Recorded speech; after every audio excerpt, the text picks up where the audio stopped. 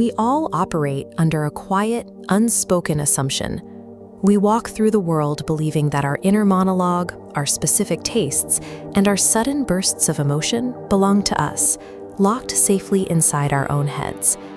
But take a step back and examine that thought you just had, or that distinct preference you hold so close. Are you certain it originated with you?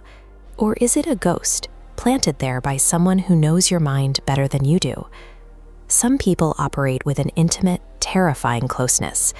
The person standing next to you, offering a sympathetic ear, might be the deliberate architect of your undoing, studying your personality specifically to dismantle it.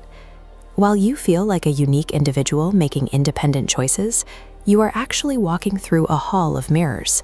Every direction you turn provides a reflected illusion designed to steer your next move. This feeling of safety, the belief that our thoughts are ours alone, is what leaves the door unlocked. When we assume our inner world is untouchable, we stop looking for the intruder already standing in the room. This is identity mimicry, a calculated tradecraft designed to move through a target's mind undetected. The infiltration begins with observation. For weeks or months, a predator studies you. They adopt your hobbies, they echo your deepest anxieties, and align with your moral compass until their profile mirrors yours. This creates a comforting illusion. You feel the relief of finding someone who finally understands you. But that connection is camouflage.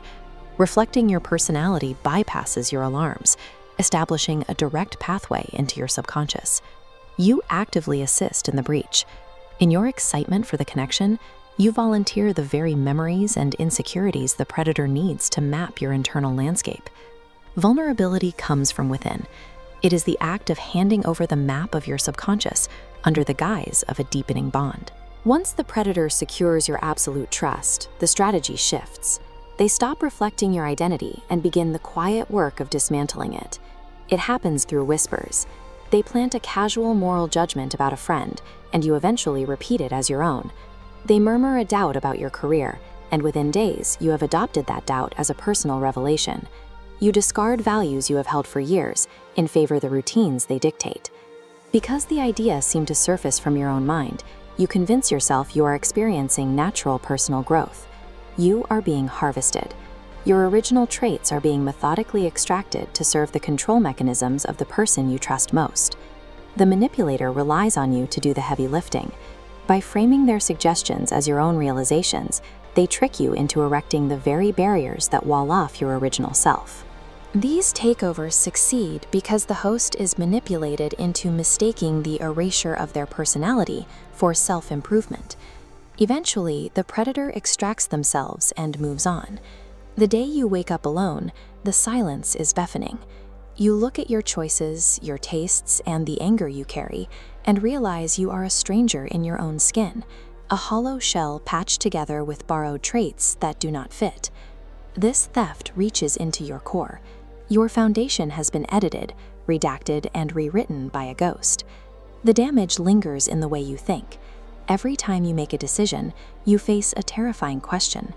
Is the inner voice guiding you your own, or does it belong to the person who left? You have been living in a labyrinth designed to strip you of your agency long before you felt the first walls closing in. You must identify the cracks in your personality, the mirrored hobbies, the unearned doubts, the sudden shifts in value, before those changes become permanent. Questioning the origin of your own thoughts is the only way to ensure you don't wake up tomorrow as someone else's creation.